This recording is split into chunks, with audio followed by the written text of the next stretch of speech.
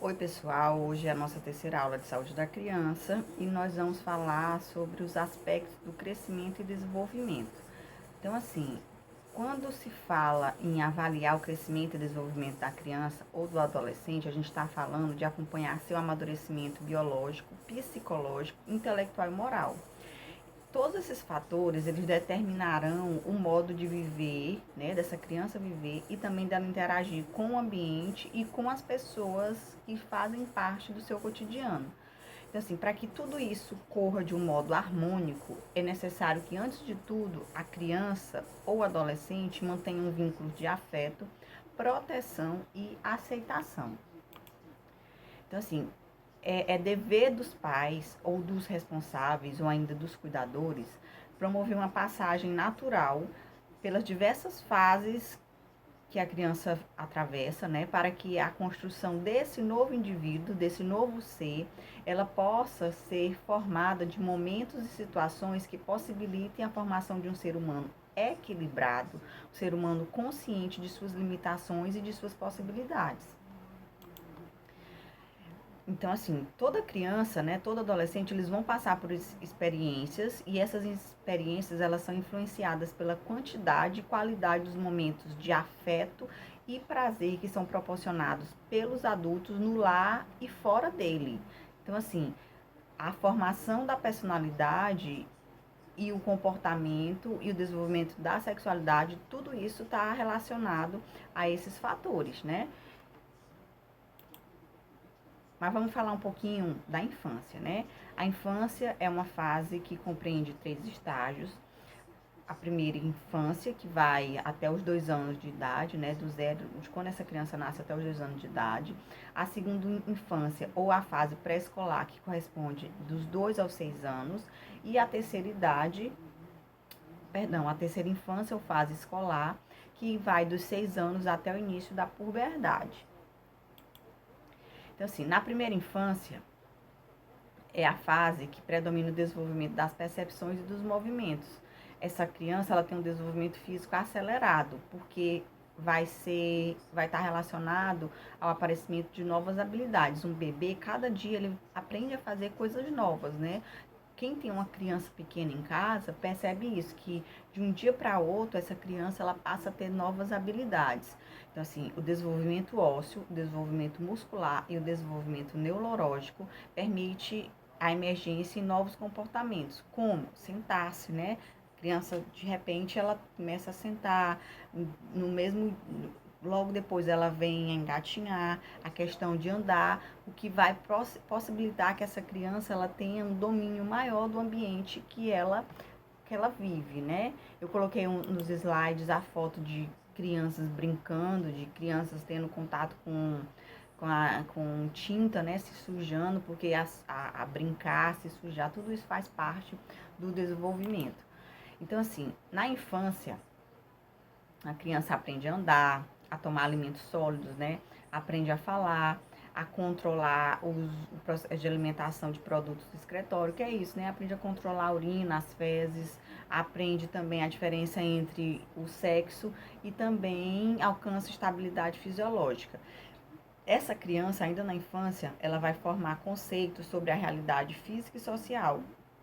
Ela vai aprender as formas básicas do relacionamento emocional e vai adquirir as bases de um sistema de valores, né? Então, assim, os pais, eles vão ser responsáveis por isso. Eles têm que ensinar às crianças o que é certo. Ele precisa ensinar que essa criança precisa ter hora para dormir, hora para acordar, a hora de se alimentar. A questão da alimentação, ela pode ser flexível, né?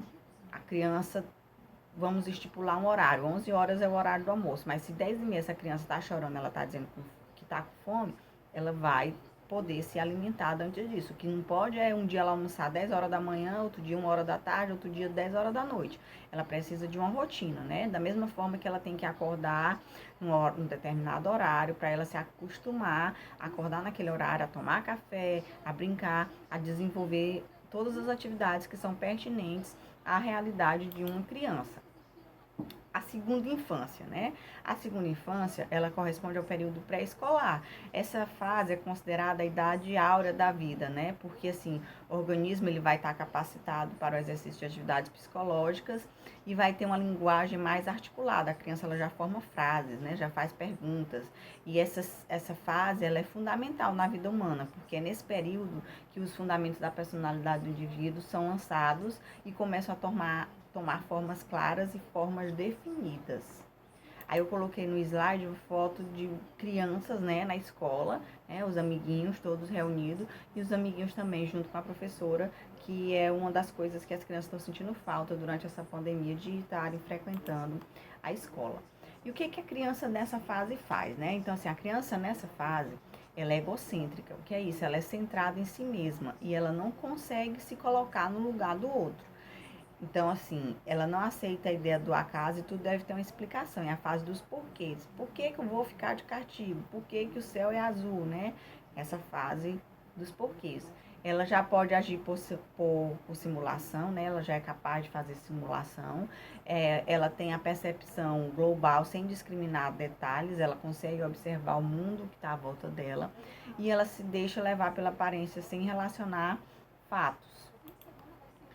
A terceira infância, que é a fase escolar, né? Nesta fase da vida o crescimento é mais lento, tá? Do que nas fases anteriores. Então, assim, as diferenças do fator sexo começam a se acentuar mais nitidamente. As meninas brincam com meninas e os meninos brincam com meninos, as coisas de menina e as coisas de menino.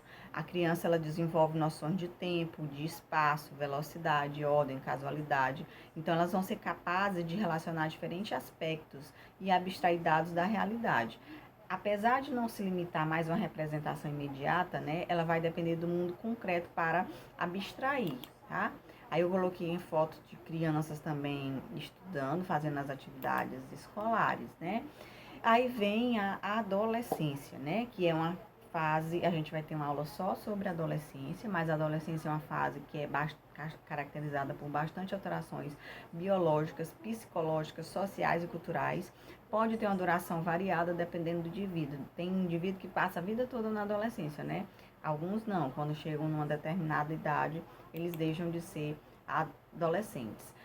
E aí, a gente, para falar de adolescência, a gente não pode deixar de falar da puberdade, né? Que são todas as modificações que ocorrem com o adolescente e se dão em todos os órgãos, né? E além das estruturas do corpo, devido às ações dos hormônios. Esse adolescente ele vai ter a fase do estirão e aí é que vem a questão do desenvolvimento dos órgãos sexuais.